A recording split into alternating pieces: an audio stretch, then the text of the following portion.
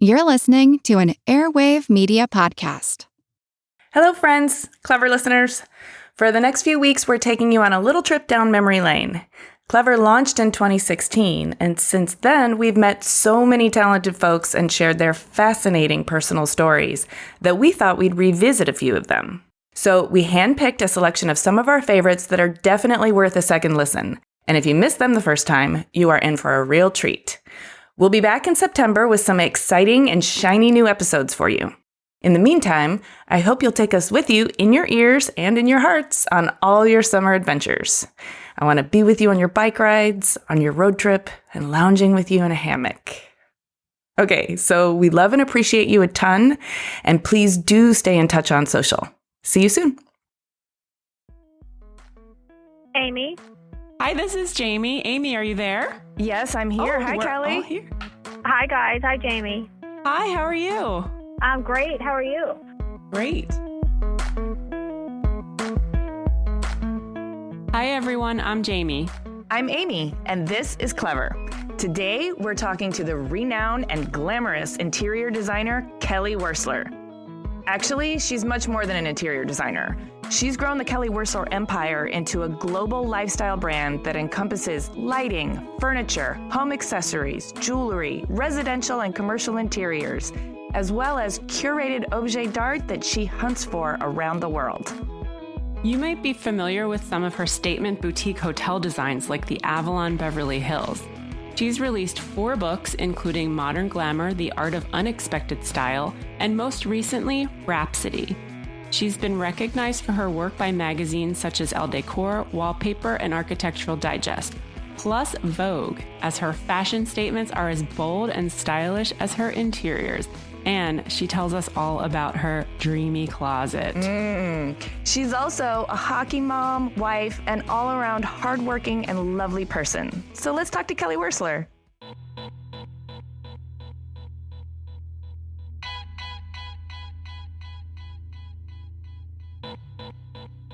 My name is Kelly Wearstler, and I live in Los Angeles. I'm a designer. I design interiors, furniture, lighting, bedding, fabric, all sorts of fun, amazing products. I'm a mom and a wife and an animal lover. And I'm super, super curious. Ooh, I love that. We are too, so we've got lots of questions for you. Yes. We built this whole podcast on curiosity, so yeah. So let's start at the very beginning. What was your childhood like? Where'd you grow up? What was your family dynamic? Well, I grew up in Myrtle Beach, South Carolina. It was a incredible childhood. It was really loving, very supportive. It was somewhat strict. My mom and dad were really about creating an incredible work ethic. My dad was actually an engineer. And my mom, I guess you would say, was a closet designer. So our house was always kind of in flux, and things were always changing and being moved around. And so there was always this kind of creative spark at the house. Did you have siblings? Yes, I have a sister, and her name is Tammy. She's so wonderful, and we're only 11 months apart. We're the same age for a month. And I had very young parents. My parents were 17 and 18 when they had my sister and I. So they were kids too. So it's great having young parents, full of energy, always, up for something fun and exciting and new. That does sound like a pretty awesome childhood. Where does the strong work ethic come from? There's really strong women in my family. We would come from a working class. My 2 grandmothers both worked. My one grandmother on my father's side, who had 3 children, worked in a factory, the same factory, for 50 years and had her 3 children and was an amazing mom. And then my mother's mother was also an amazing, strong woman. She worked at a law firm, again, for 50 years. And my mother, she's always worked. And so just having strong women and, a great work ethic and, just you're your own person. You're the person that's going to make things happen in your life, and you have to go out and do it. Wow. So with an engineer for a dad and a closeted designer for a mom in a household that was always in flux, did that sort of spark your creativity? And then did your parents support that in you? How did it start to show up in your childhood? I was always drawing, and I loved looking at books and, again, just being, a curious child. When we would have family come to our house during the holidays, I created this thing called the bunny shop, and I would make things from egg cartons, and I would draw photos and make little three-dimensional sculptures, and I would color, and I would lay them out on a table, and I would put little prices next to them, and it was called the bunny shop. And I literally would prepare like weeks ahead. So, I was like in the retail business before I even knew it. It was a shopkeeper. And it's so cute. Every birthday, my mother sends me things from the bunny shop, and it's hilarious. And my boys, we just love it. It's so cute. Oh, I bet it's fun for your boys to see those relics from your childhood, too, to kind of put those generations together. Yeah, it's sweet, really sweet. Oh, that's so cute. It's adorable. Were there any childhood challenges that you felt like you had to overcome? Any sort of real character builders that you had to get through? No, I was pretty even keel, I guess you would say. I loved working. I loved doing things, and I've always been this way. I'm not best at not having a lot of things to do. I find things to do. When I was 12 years old, I set up a little business of babysitting, and I wanted to make business cards, and because in Myrtle Beach, there's tons of hotels there. So I had these business cards made, and then I would take them to the local hotels and offer, my babysitting services. So I've worked forever. And then at 13, I worked in a little cafe. Now, God, you can't do that. But then I was, working. And then my mom and my stepdad had restaurants, and I worked in those restaurants. And so just, love working and meeting people and all that. Oh, that's so fascinating. Did you enjoy food service? Yes, I did. You know what? I still am pretty shy. I work on it every day, being a little more breaking out of my shell. But, when I was younger, I was actually real painfully shy. And so working in a restaurant and interacting with the customers every day really helped. And, yeah, I loved it. I loved meeting new people from, all over and having conversations and learning about new things. Yeah, and I did it actually all through college and after college. And it was a way for me to support my business and to pay for college and all that. I know you're talking a lot about working, but at what point did you really discover creativity? Was it when you started creating all the things for the bunny shop and then you were like, hey, I actually really enjoy making these things and coloring? Or was it a little bit later when you were maybe in high school? I went to a public high school in South Carolina, and my favorite class was art, and it was like the only class that just seemed like it just lasted like a minute. It went by so fast. And so I always knew that I wanted to do something creative. And my family, they would go to auctions. There would be different thrift stores and things that I would love going to with my mom. And so just going to, just different auctions, I would explore, and I loved looking at just sculpture and old magazines and just records and things you would see at flea markets and auctions. And I was still drawing and making, things from paper and things in middle school and high school.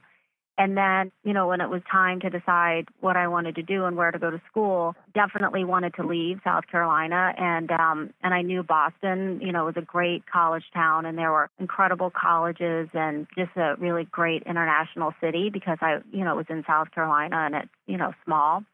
So I applied to Massachusetts College of Art and was accepted. I remember spending the whole summer creating this portfolio, and I remember flying up there, and I was so nervous and presented my portfolio to the school, and I got in, and I was just beyond excited. I assume that you grew up in a smaller town, so now you're in this big city. What was that like? It was amazing. I wasn't exposed to a lot of museums in South Carolina, and I hadn't been to Europe before. And so just going to the city and seeing all this amazing architecture and all these incredible museums and vintage clothing stores and thrift stores and just all this stuff. It was just a dream. I was having the best time. Did it just make your head explode? It must have been so exciting to sort of have your horizons broadened so quickly. I mean, it was incredible. And, when I got there, because I paid my way through school. So the first thing I did, I actually went the summer before school started just so I could get acclimated and get an apartment and get situated. And I got a job waitressing at a restaurant called Ciao Bella, which is on Newberry Street. That was really incredible, just meeting all these different kids from all over the world and building these really great, strong friendships. And, I would go to school during the day, and then I would come back to my apartment. I would do work. I would go to Ciao Bella. I would work at night, and then I would go back to my studio space at night and probably get home at like 2 a.m. and just did that constantly, just over and over. And I loved it. It was fun. It was hard, but it was fun. So what was your major? What did you specialize in? My first year, I actually majored in graphic design, and I love typography and I love graphics. And that's probably where my love of pattern came through. But I did that for a year, and then I just decided that I really wanted to explore things. I love, three-dimensionality. I love architecture. So I took a course in architecture, studied that with interior design. Did you feel like you got a great education there? Did you have a full rounded experience with lots of friends and experimental broadening situations? And did you feel like you got to really learn your own voice in terms of your creativity there? Or did that come later? I always followed my heart, and I still do. You just have to go with your intuition and what you feel. But it was such a incredible experience for me just to see so many things that, I'd never seen before. I would spend a lot of time in Boston, but then I would also go to New York for a weekend, maybe every few months, and explore that city and the architecture and the museums and the flea markets and all those vintage stores, which were incredible. It was really educational, social, and, just a beautiful time for me. When you were at college, were there any particular teachers or mentors, or did you intern for anybody that inspired you in any way or shaped kind of where you went with your career?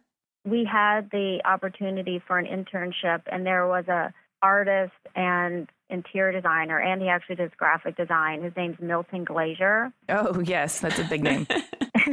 He was in New York, so I applied for an apprenticeship. So it was during the course of the summer. The beauty of that experience is he does graphic design, but he also does interior design. And he has such a voice, a specific voice, and super unique. So I went there for the summer, and that was really great. Wow, I bet that was incredible. Yeah, I know, it was awesome. What a cool opportunity. They only accepted, I think, 4 students every semester. So I, again, prepared my portfolio and put tons of work into it and was accepted. And I was beyond thrilled. That sounds amazing. Totally. Let's fast forward a couple of years. I'm really curious that you worked in the film industry for a little bit. What was that like? Well, actually, while I was in Boston, there was a movie that was being filmed there. And I thought that maybe, for some reason, I knew I was always going to end up in California. I didn't know anyone in California. I just loved how it looked and the weather, which was very similar to South Carolina. Mm-hmm. And so there was a movie that was being filmed during the summer. And so I applied to work in kind of the art department. I ended up getting a position as a production assistant. I really was exposed to, because it was a smaller movie, but I was really exposed to all the different aspects of working on a film. I made probably 1,000 cappuccinos. That was really what I did. So it was a fun experience. And then I thought maybe I would want to work in the art department, be a production designer. I really decided I want to do interior design and work in architect. So it was very short-lived, but it was fun. Yeah, and I can kind of see the sense of drama, even though, you're not in the film industry, but having had that experience, I wonder if that has some, I don't know, subconscious contribution to the way that you design, because your spaces are just, I don't know, they emanate this quality of like Hollywood and excitement and like a set. Oh, that's so nice. Yeah, maybe. I never actually really thought about that, but the kind of the voice of my work, it's I love pattern, I love color, and I think a lot of that comes from just my love of graphic design and decorative arts. But I love Hollywood, I love movies, I'm inspired by movies. It's fantasy, it's creating an experience, it's something beautiful. So you started Kelly Wearstler Interior Design in the mid-90s, right? Yes. Did you have any sense that it would become what it is today, such an empire that you've built? I don't know if I use the word empire. I always have had big dreams and goals. And again, I didn't know exactly what direction I was going in terms of, again, graphic design or architecture or design. But I knew that it was going to be in the design world. And just I've always been, really driven. It just kind of just happened organically, and over time, I knew I for sure wanted to be my own boss. I'm definitely a perfectionist, and I love being in control and doing things in totality. And when I moved out to Los Angeles, I had one friend who I actually had met in Boston. He had a friend that had a house that they just bought, and they needed help with their dining room. So I said, sure, I'll do it. And so I did the dining room, and they loved it. And then I ended up doing the entire house. And then somebody came over and saw their house. And then I got another job. And then it grew from there. Oh, that's so organic. Yeah. And it is. It's starting. It's word of mouth and doing, of course, you want to, do a great job. And, but yeah, it was total, organic growth for sure. Those first couple of jobs, were you on a shoestring budget, or did you have the good fortune of having clients who had some money to spend so you could really do your best work? It was shoestring budget for sure. I would get up on Sunday at 5 a.m. I would go to the flea market and I would find all these amazing finds. I would have my flashlight, go to Rose Bowl, Pasadena City College, all these great, flea markets. And literally, I would have like this cart, and I would put the chair, ask the guy who I bought the chair from, put it in the cart, and then load it in my car. And so I was like doing everything, delivery, procurement, curating, the whole thing. But that's where you start. And it was so fun. It was like just finding that, diamond in the rough at the flea market and bringing all the treasures back to the client. What is it that appeals to you so much about the treasures at the flea market? I know for me personally, I really like that they come with sort of pre-existing histories, that they've already been used and loved, and they live through a different time period than I have, and that makes them feel like they have depth and soul. What appeals to you about these finds?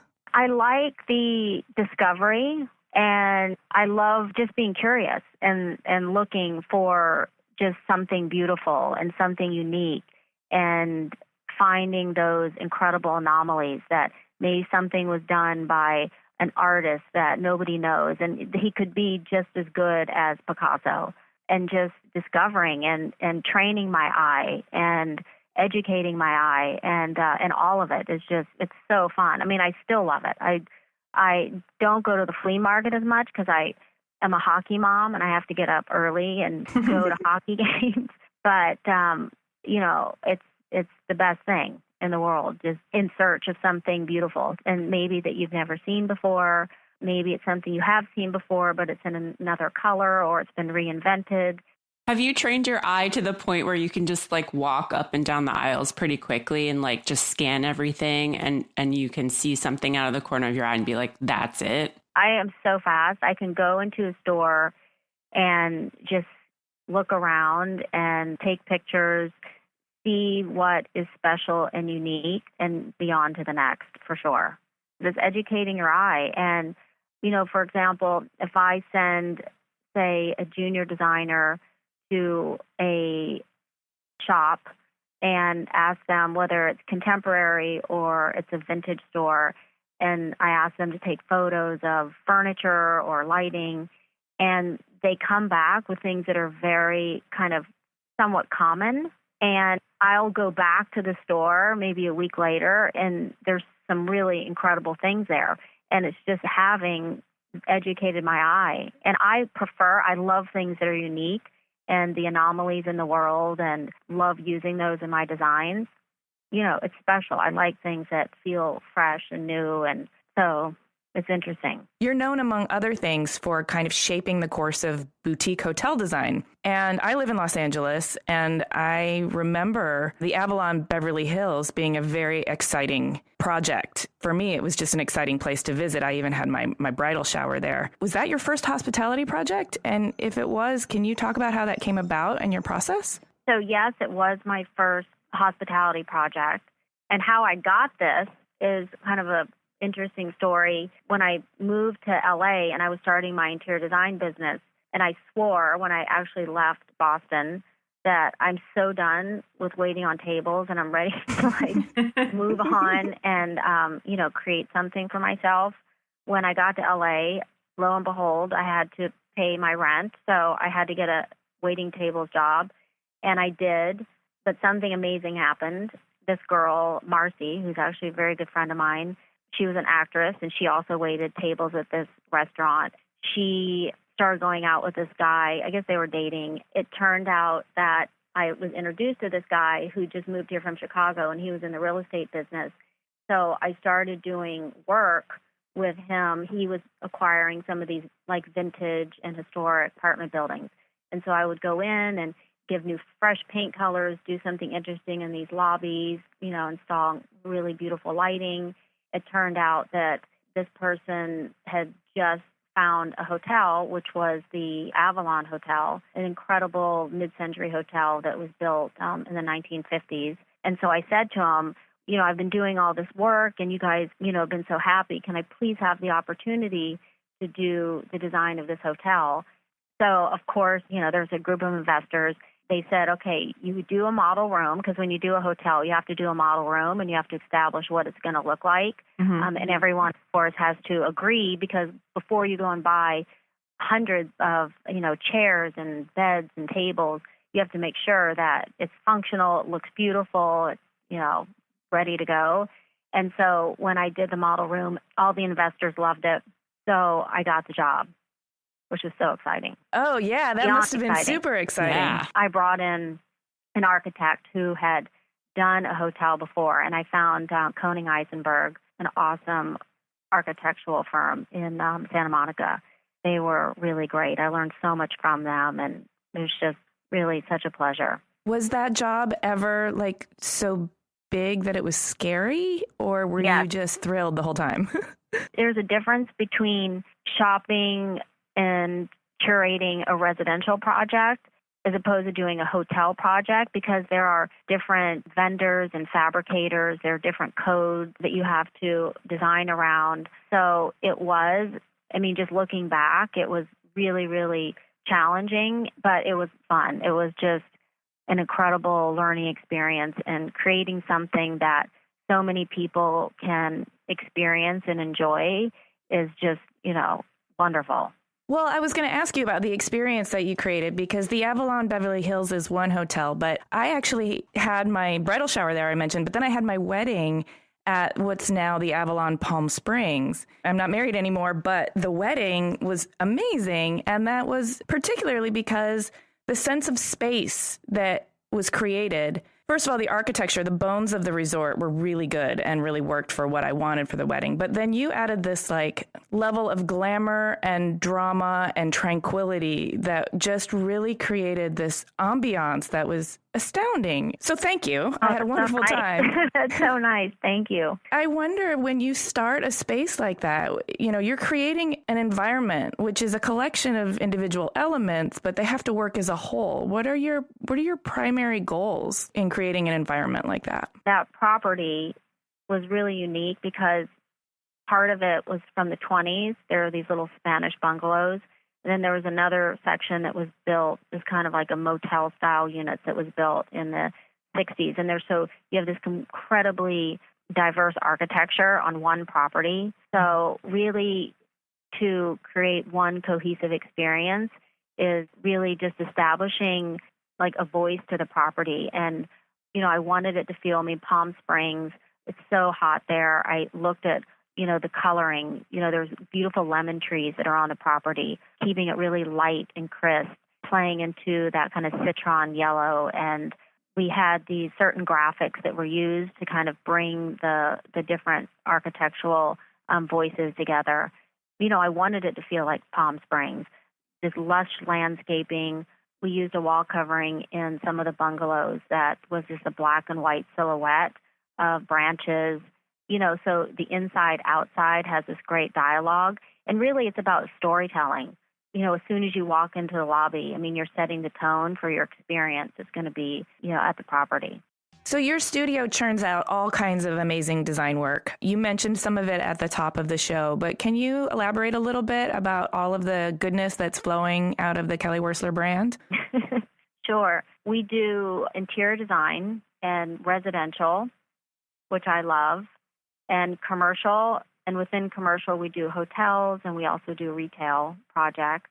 We also design furniture, lighting, fabrics, wall covering, dinnerware, rugs, many different bedding. We're actually launching bedding, which is amazing. So many different types of products. It's the best to have that in your day. I can go from designing a residential project into the next few hours I'm in a furniture design charrette, and it's just this amazing cross-pollination that happens. My day goes by in like 5 minutes. Do you have a particular product or part of your design that you like the best? Do you like to design products or textiles, or do you prefer interiors? I love it all. I really do. It sounds cliche, but I truly love everything because the beauty of my work is I get to touch so many mediums, and it just keeps me on my toes. Well, it seems like there's never a dull moment, so it keeps you going every day. How big is your team at this point? My team is about 46 people. In the actual studio in West Hollywood, there are 38 designers, and then I have a warehouse downtown, and then I have the flagship boutique. So altogether, it's about 48 to 50 people.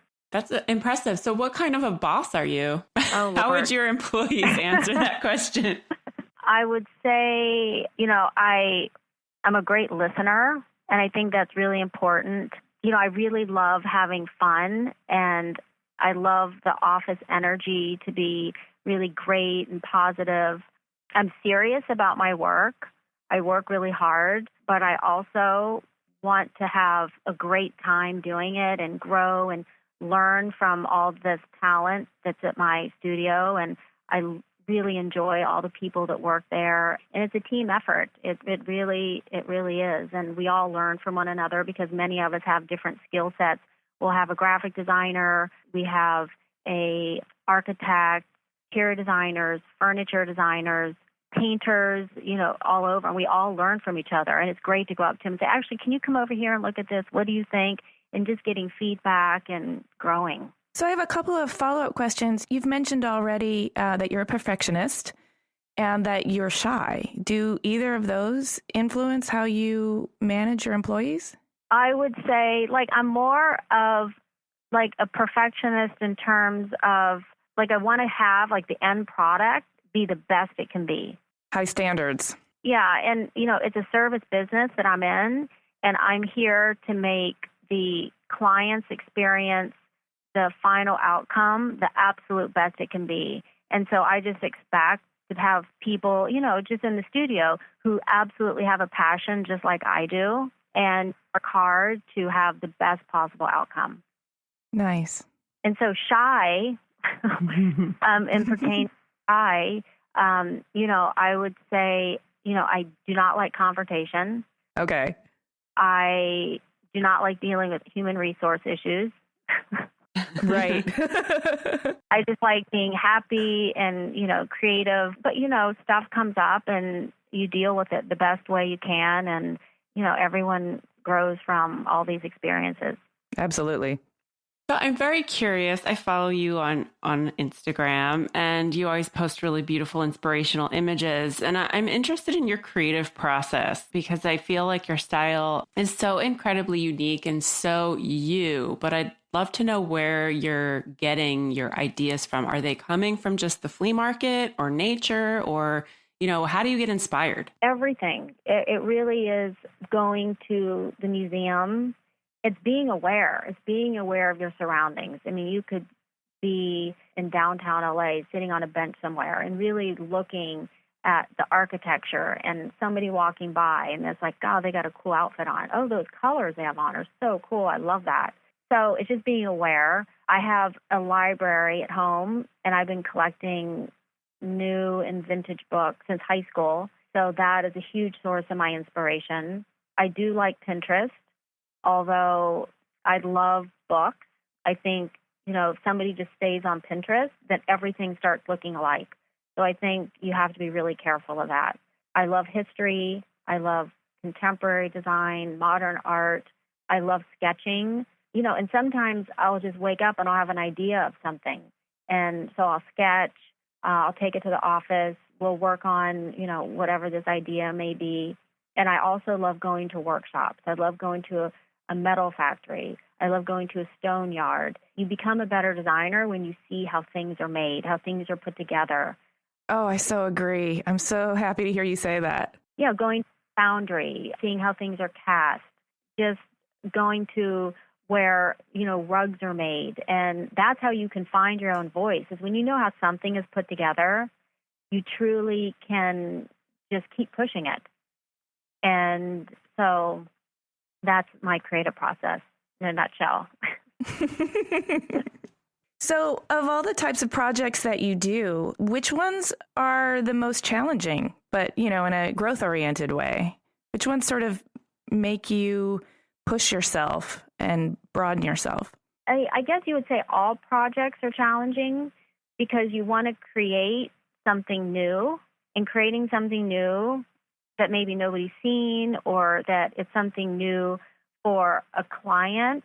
I love my residential clients to have a voice and to be super involved in the project because they are my inspiration and they push me to try things that maybe I wasn't interested in. Or, we have a client we're working on now. It's incredibly minimal, and it's all about materiality and architecture and statement pieces. And yes, that's challenging, but it's so awesome. But again, the client is the inspiration. I'm fascinated to hear you talk about where you get all your inspiration and how you love to visit the flea markets, and you have these laser beam eyes that you can really hone in on what's unique and interesting to you.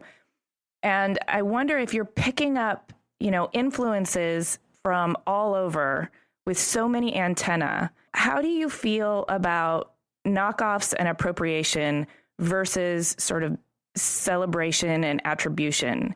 And more specifically, how do you think members of the design industry can support each other in protecting their original designs?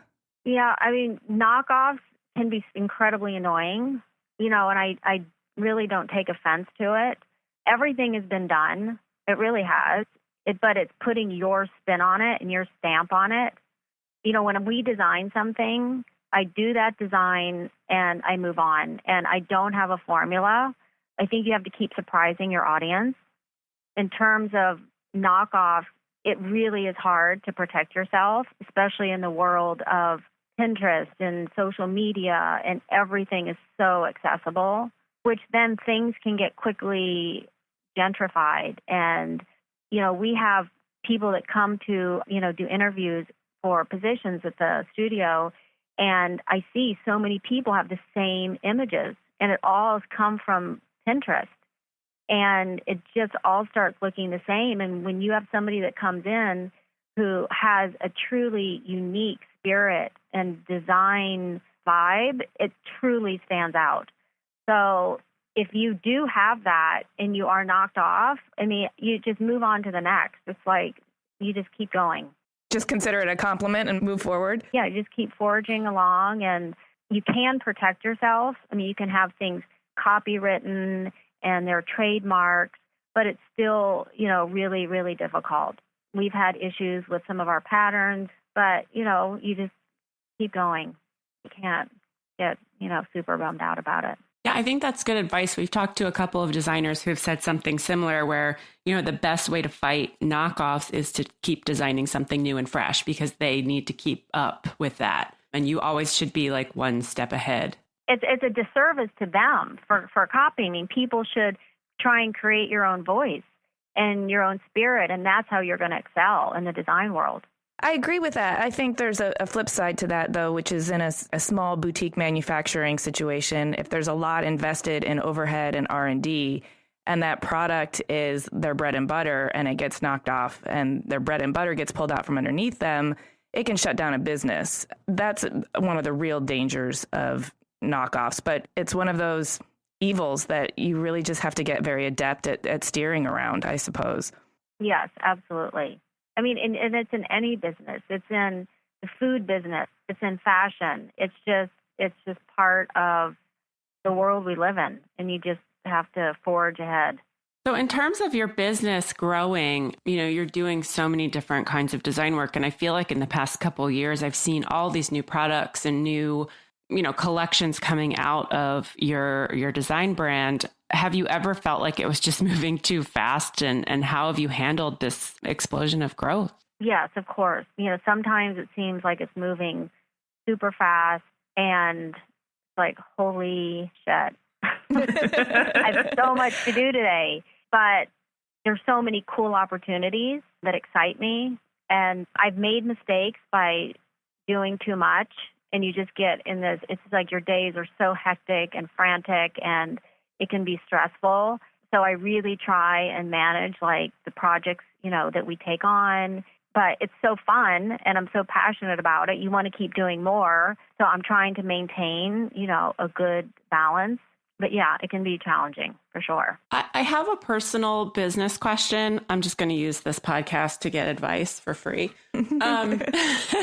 So I run the blog Design Milk and I have people working with me, but I'm still kind of the funnel or the bottleneck for everything. And, you own your own business and the business is your name, right? You kind of are the brand. Is there a way that you've been able to manage still keeping your hands in everything and yet being able to grow? That's such a good question. It really is. I have gone through that in the last 5 years. There still is a bottleneck, but it's actually gotten better. And really giving my team, the people that you bring on to do a job, the chance to shine and not to micromanage, and I have in the past, like micromanaged and of course, that's not good. And really giving my talented team the chance to shine, and you'll be so surprised. And then you just give them more accountability and more challenges. And you see, like, beautiful things will happen. Yeah, I think that's great advice. There's probably a lot of designers that are listening who are in the situation where they've created a design studio under their name and they're trying to figure out how to take it to the next level without, overdoing it or giving themselves too much pressure or too much work. And, it can be a challenge to expand your own business if you are the person who's constantly having to approve everything. It does. It takes a village. It really does to make things happen. And you hire and bring on a talented team, and you need to just give them the wings and let them go. It can be a little scary, and mistakes happen. As people continue to forge along, it'll just get easier and easier. So I think, in general, if you give people a chance to impress you, they're going to do their best to impress you. But there is going to be like a learning curve, especially with new employees, while they get the feel for how you operate and what your style is. And as a boss, do you feel like you just have to be patient through that learning curve? You have to communicate and you have to teach people along the way. And things that, for example, we're working on a project right now and the team suggested all these, really beautiful light fixtures for this project that were designed. I'm like, you guys, it's going to be so expensive. I don't mean to be Debbie Downer, but it's going to be super expensive and it's just super complicated. So you kind of have to pick your battles in terms of where you put focus and where you put the effort of the studio and also the money. And it's a balancing act. And so, yes, I really try and educate the team and mentor them and give them the tools to make better decisions, as long as they're at the studio and, leading also their team on projects. So over the course of your career, you've won too many awards to mention. You've secured yourself as a household name in the design world.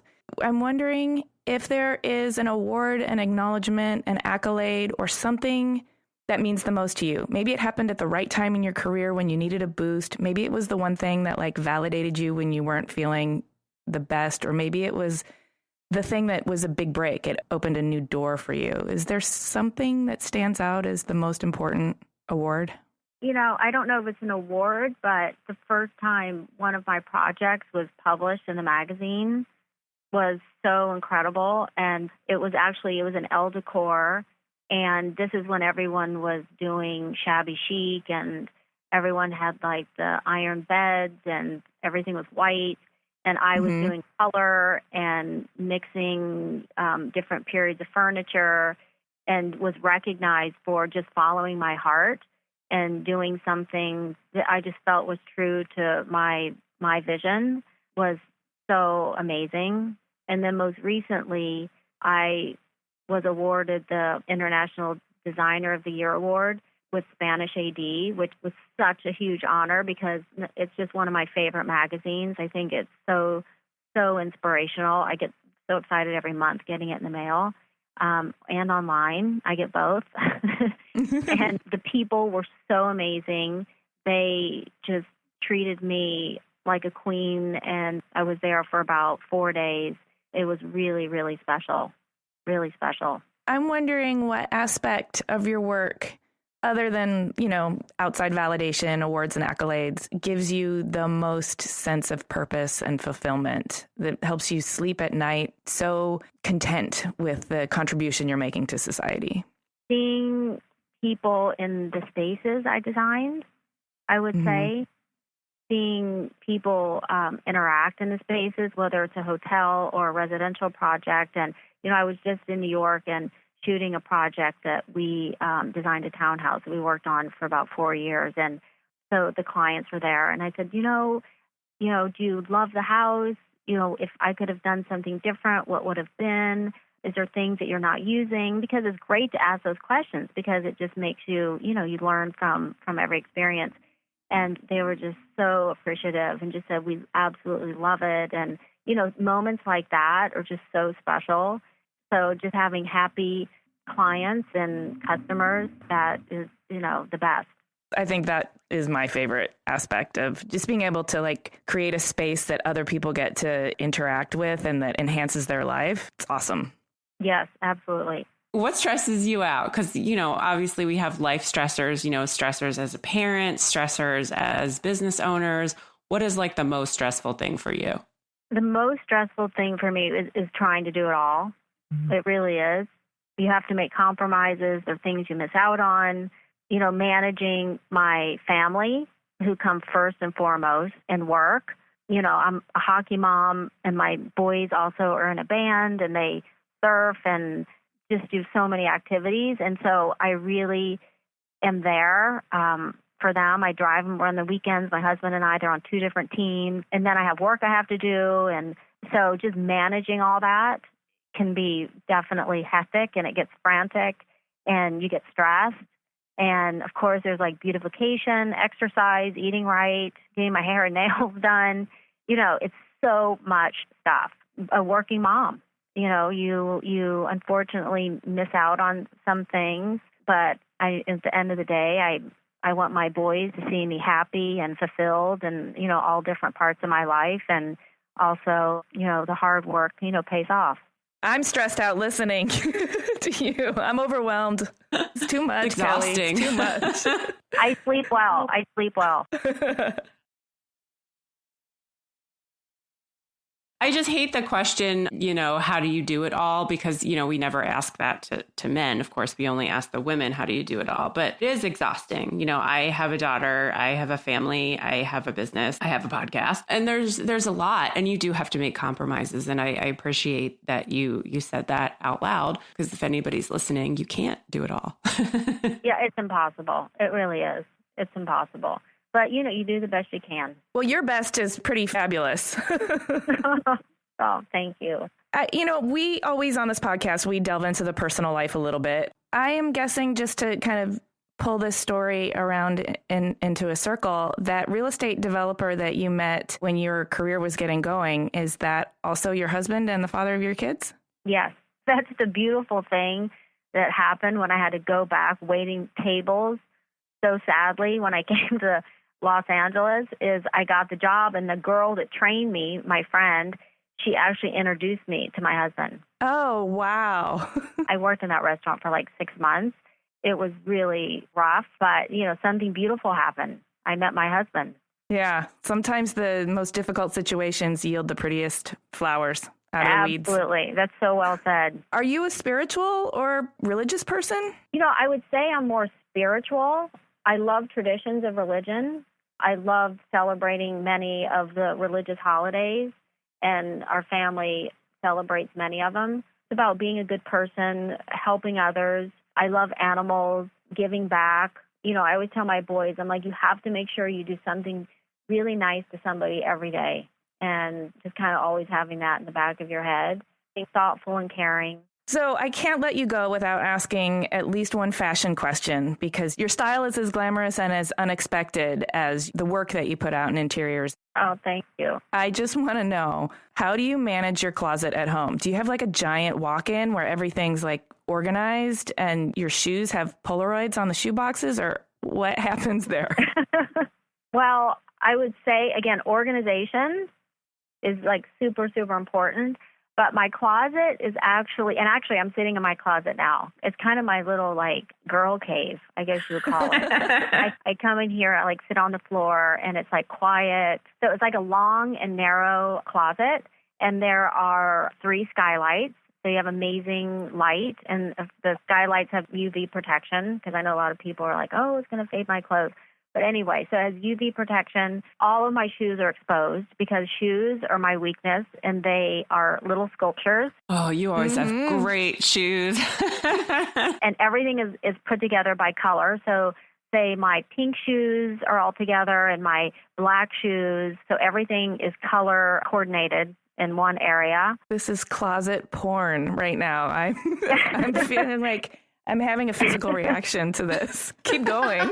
And then all of my drawers, I probably have in this closet probably like 60 drawers, and they're only about 4 to 6 inches high, because when you open the drawer, you're in a hurry and you want to see just all the shit that's in the drawer. So just one layer of stuff. Yeah, it's super easy, and everything's labeled on the inside of the drawer, so it doesn't look messy from the outside. All my hats are together. I collect parasols, because I try and protect myself from the sun. So I have these UV protected parasols that I get in Japan. So I love parasols. I have a little collection of parasols. My handbags and clutches are all segregated in one area, and they're divided with these glass panels, so you can see through them. The visibility of all the handbags is much easier. And what else? I love everything about what you're saying. I love everything about it. I have lots of hooks and things for, when I have fashion drama and everything's on the floor, and I don't want to leave a mess, so I throw everything on the hooks. And that's about it. It's just super organized. I love the one-layer drawers. I think everything should be like that. And the glass organization, so that you can still see, but you can keep things separate and you can stack things on top of each other. Everything about that just totally appeals to me. And I have, too, like this one little area that was in the closet, and it was only about 4 inches deep. And so I built these shelves, and on these 4-inch deep shelves are all these like little bowls and little dishes that I have accumulated over my life. And in these little bowls and dishes are jewelry. So I'll have like earrings and rings, and I just open up this cabinet and it's like all there. That's like my hardware cabinet. I love it. So you can kind of just see everything at one, glance, and it looks pretty. Awesome. That sounds amazing. All right, I have to step up my closet game now.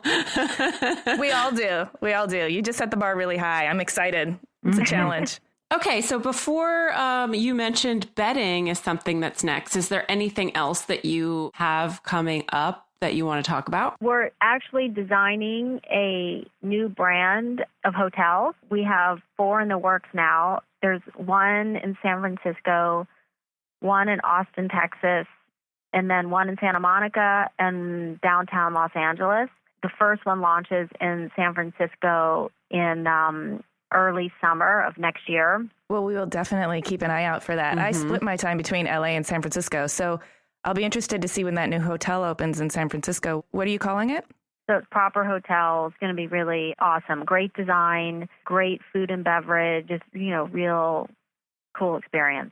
Where is the best place for our listeners to keep up with you on social media and on the internet and learn all about everything that you're doing? Well, we have a really great e-commerce site where, many of the products are for sale, and Instagram, which I love, Snapchat, also love, so fun, Facebook, Twitter, Pinterest, all the different social media outlets. Well, it's been so lovely talking to someone who's so engaged with life and so curious, and you must have laser beams for eyes when you scour the globe for things that you find interesting and unique. Thank you so much for sharing your life and your stories with us.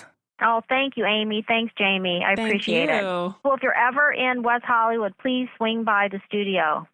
Oh, I would love hi. that. I would love to do a studio visit. That sounds amazing. Yeah, you should. I love going to people's studios. It's so you see how they organize, for one, and you can just see, everything that goes down there. I'm totally going to take you up on that. Thank you so much, Kelly. Okay, guys. Have a great day. All right. Bye.